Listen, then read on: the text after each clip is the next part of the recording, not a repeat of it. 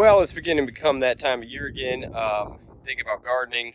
We are on a new property here in Missouri, so our weather is much warmer this time of year than we are used to. She has got some starts going, but we had no really viable garden area here, and so we have a lot of work to do on the garden, which I will do a separate video about. We're going to lay that out and do some landscaping around it and try to minimize pests. But on the subject of garden beds, that is what was needed now. So we needed 10, which as close to 4 by 8 as possible.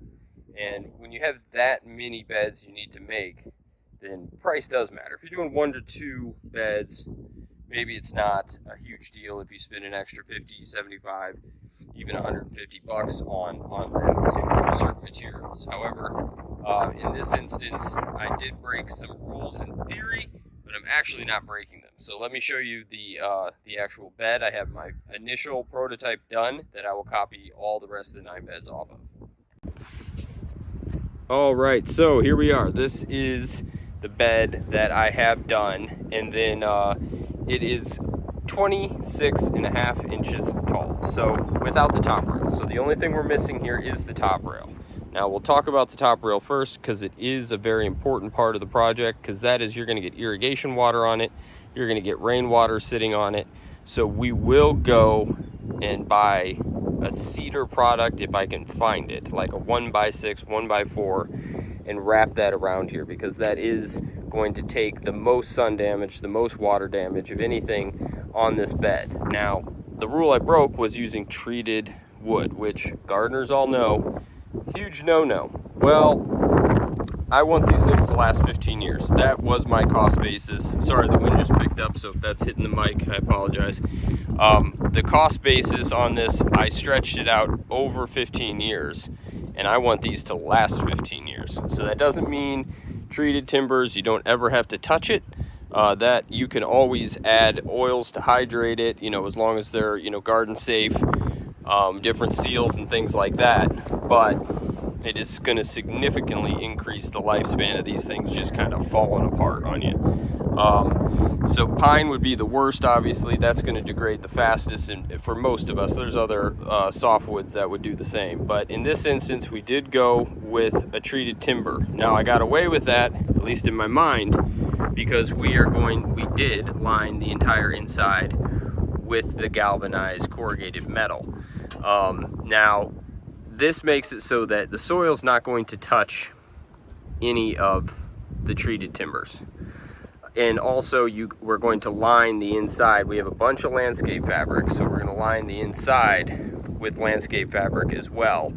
And so, we're creating the separation from any direct contact with the soil having on the treated wood. And I think it's a pretty good compromise. So this came in, just about $160. Now that is including the mesh, which will go on the bottom. I had to order the mesh because there was no 4-foot rolls of the 1/2-inch hardware cloth, which is what I want, so I can just do one single pass over. And once that, I ordered that, it was 100 feet for $150.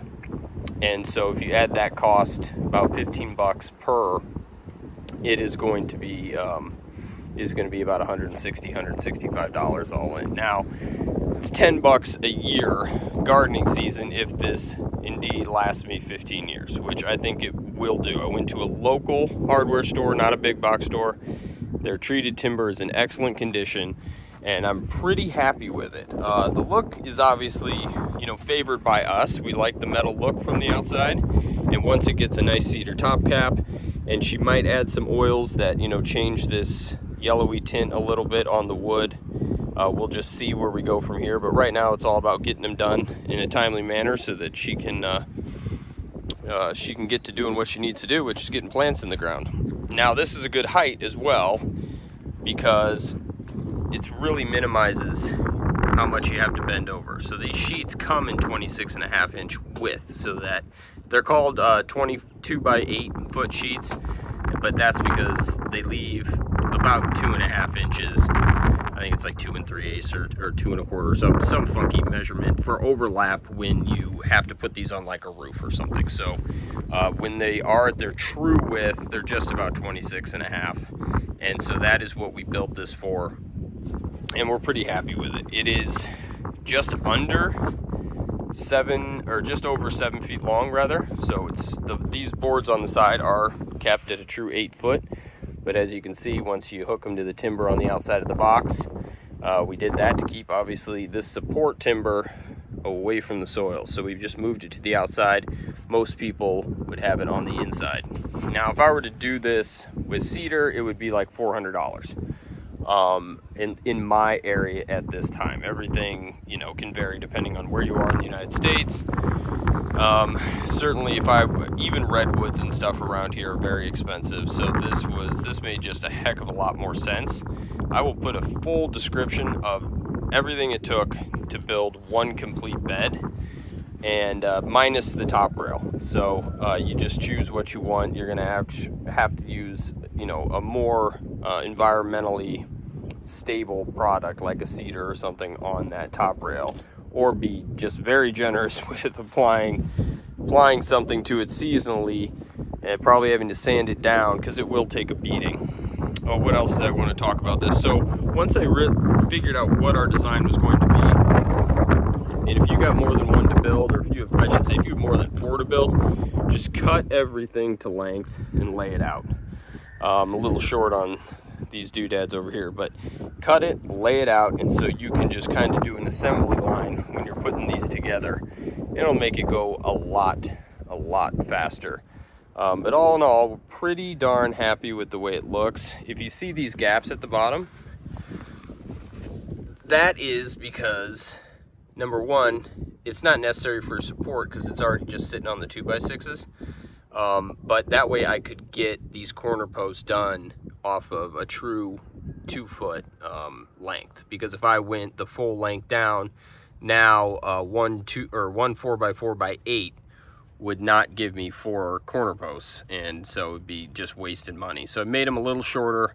There's going to be gravel all on the outside of this anyway, so those little gaps are going to cover up, and you won't, aesthetically they won't stand out. All right, that is the short little video, just doing what I did. You know, not saying this is gospel by any means. It is what made the most financial sense, given the fact that, you know, now we're going to be about $1,600 into 10 beds rather than over $3,500 to do it with the cedar. So that made a lot more sense to us. We have a lot more projects to get to, and so that money can be spent better elsewhere. You know, this was the most functional. This is what my wife wanted. This is the look we wanted, and it's the size we wanted. And it just gives you another option out there you can explore. Like I said, I'll put a full description of just the materials and what I cut them each to for the assembly of one bed, so that you can easily get online or go down to your local hardware store and price that out if you would like to go this route. So with that, I will talk to you again soon.